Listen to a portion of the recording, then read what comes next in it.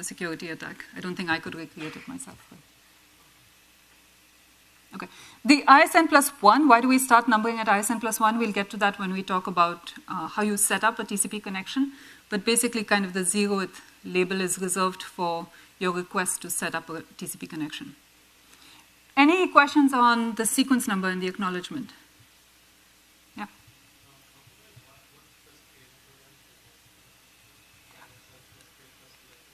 I just made up the K just as an example, just to show you that you're somewhere in the byte stream. Yeah, so ISN plus K is just to tell you your K bytes into the byte stream. Actually, K minus 1 to be correct. But. And then the Y, the question was why ISN plus K plus length of data? It's because if this was ISN plus K, and the number of bytes in this segment was length of data, then the next byte that is expected is ISN plus K plus the length of data. Okay, that's the first unacknowledged byte at the receiver. Does that make sense? Okay, so that's our reliable in-order byte stream. The second part of the TCP abstraction is to realize that if you're going to implement reliability in this way and you're storing out-of-order packets and so on, you have to be maintaining state for that connection at both the sender and the receiver. Okay, so there's state associated with this transfer now. Initial sequence numbers, actually buffers for storing packets, timeouts for doing so, timers to do reliability and so on. And so we say that TCP is actually a connection-oriented protocol. You'll read this everywhere. This idea that TCP is a connection-oriented protocol. We call each of these byte streams a connection or a session. Okay, it's associated. Every one of these byte streams has their own associated connection state. This is state that's set up in the host. So if you go all the way back to when we talked about reservations and we didn't like per flow state or per connection state, that was per connection state in the network. But we do have per connection state at the end host, and that's okay, because we don't have that many connections at the end host. It would have been impossible to have that state in the network, but we're fine keeping it at the end host. Okay? So if you're comfortable with this idea that TCP requires maintaining state per connection at the end host, then there's two things to note here. One is that you need to initialize that state. Right? When you set up a connection, at both ends you need to allocate some buffer space, you need to pick these initial sequence numbers, you need to initialize timers and so on. And so in order to do that, TCP is going to actually include an explicit connection setup and teardown phase, where you initialize that state, and when you're done with your transfer, you delete or you garbage collect all of that state. We'll get to the details of that in just a bit. The other thing, and this is another one of these kind of subtle points that trips people up, is that TCP connections are what we call full duplex. And the way we've been talking about TCP and the transport layer so far is that I have a sender side and I have a receiver side. And the sender is sending data or transferring data to the receiver. In a TCP connection, actually, when we say they're full duplex, it's that each side of that connection can be both a sender and a receiver simultaneously using one connection. Right? So if I have a TCP connection from host A to host B, A can be sending data, a file or whatever data from A to B. At the same time, B could be sending some different data from B to A. Okay? Which also means A can be sending data to B while acknowledging data that B has sent to A. And B can be sending acknowledgements back to A while sending new data from B to A. Is that clear what we mean by full duplex? Yeah. For the most part, we can actually ignore this fact other than when we get to connection establishment, because there you'll see the full duplex nature of connection establishment. It's also important to remember that TCP was designed before the web, before client-server. If you just went in with the mental model of client-server, you would say, I don't need a full duplex connection, and you're mostly right. But for example, if you had a multimedia session between two hosts, where each side has something to send the other side, then a full duplex connection is a pretty natural way to want to go about things.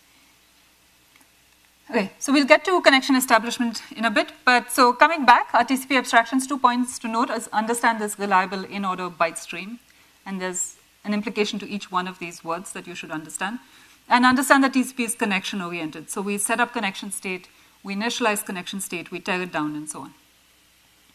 Okay. And so when we get to all the functions we talked about for the transport layer, for TCP, I'm going to add this connection setup and teardown phase. Okay, so now what we're going to do is walk through these functions again. The first time we did it in a pretty general transport layer fashion. Now we're going to do it with the specifics of how TCP does things. I'm going to go a little fast on things that I'll repeat, so just stop me if it's not very clear. Okay. So demultiplexing and ports. In TCP, ports are 16 bits. Nothing very deep or sophisticated here. It's just 16 bits that are carried in the header. The one thing to know is that some ports are well known, while others are picked at random. So typically when you connect to, say, google.com, right, you know google.com, the service is running on a well-known port, right? HTTP port 80 or the HTTPS port. On your client side, you just pick a random port because it doesn't really matter. So well-known ports are used typically for services where you need to be found by clients. And so having a well-known port makes it easy for a client to connect to you. Okay. I know this description isn't 100% clear because there's also how did you find google.com, how did you find the IP address. When we cover the DNS, you'll see the remaining parts of that picture. So let's start looking at what the TCP header looks like. So at the top here is our old friend, the IP header. Remember we had a protocol field that we said if the value was 6, then your transport layer protocol was TCP. So what this means now is that the first set of bytes in the IP payload are your TCP header. Okay. And if we now go poke at that TCP header, what you'll see here are the source port and the destination port. Okay. We use this to mux and demux.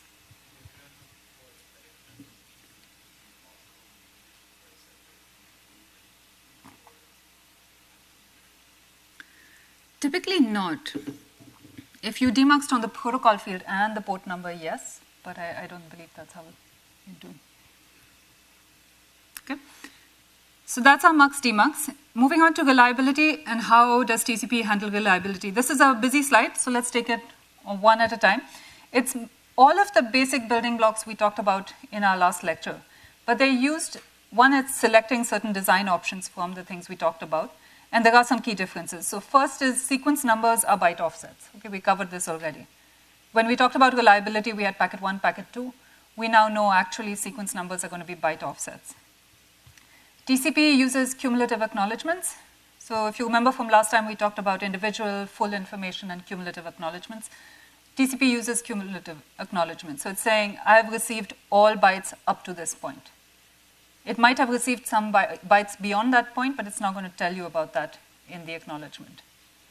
Okay, the semantics are, here's the next expected byte. This is my first unacknowledged byte. Uses a sliding window. So your window is W consecutive or contiguous bytes that you can have in flight.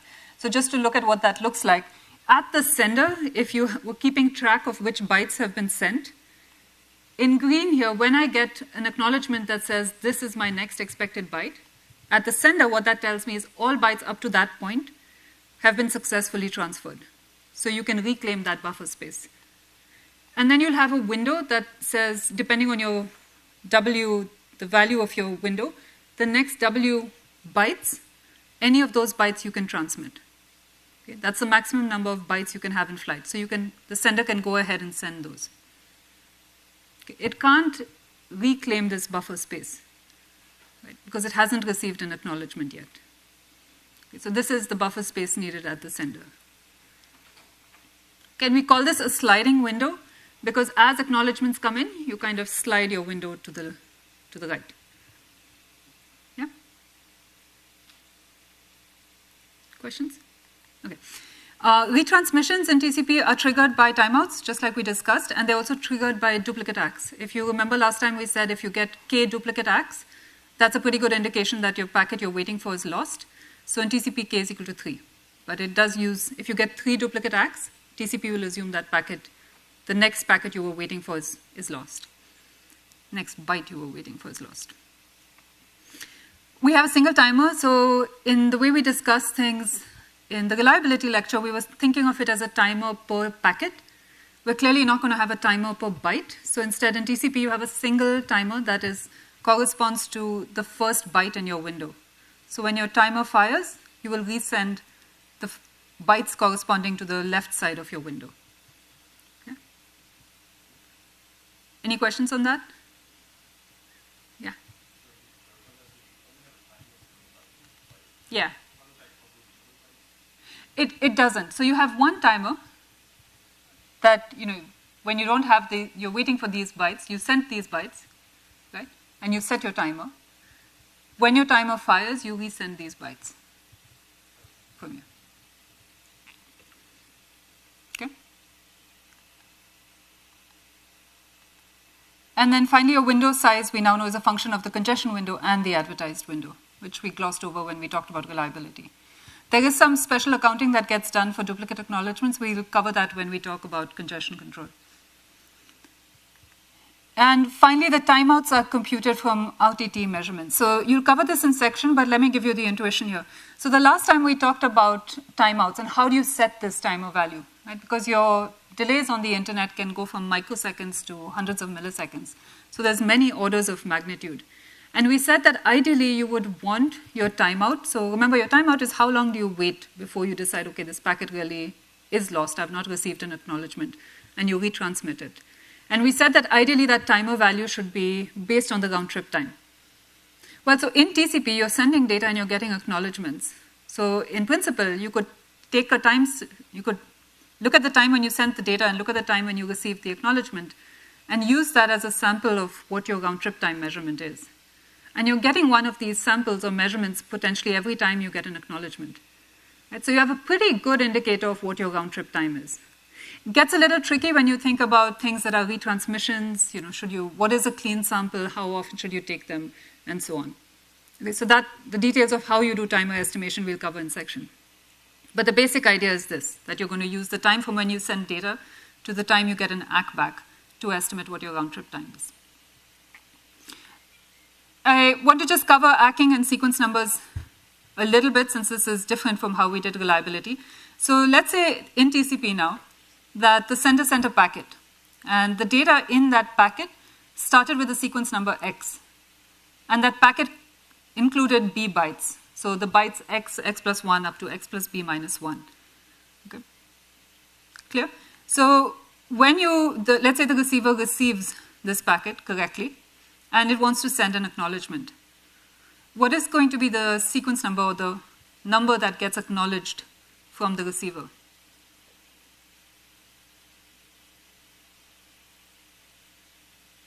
Yeah. X plus B, you mean? X plus B, that's one correct answer. There's another one.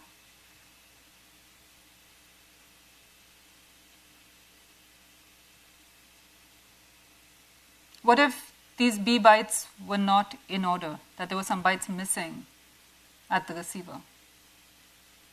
Some bytes before X.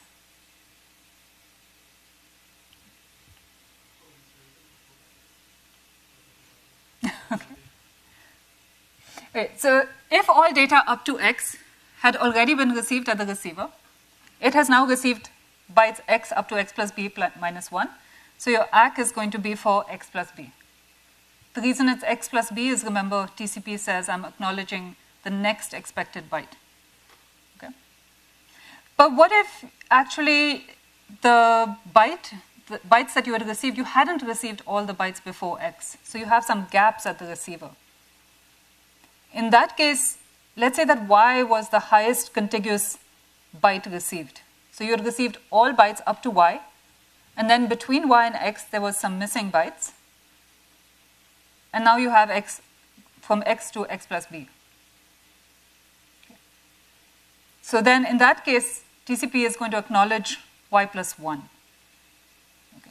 This is the consequence of using cumulative ACKs. I cannot acknowledge X plus B because I'm missing some bytes before that. Okay. Is this clear? I know it sounds easy. Sometimes when we walk through detailed TCP examples, this trips people. So make sure it's clear what gets acknowledged. It's driven by the fact that we're using cumulative ACKs and the fact that the semantics of an ACK, this is the next expected byte. Okay, so keep those two rules in mind. So let's just reiterate this one more time. If I had only one packet in flight, what would my packets look like? On the data, from the sender side, a data packet let's say my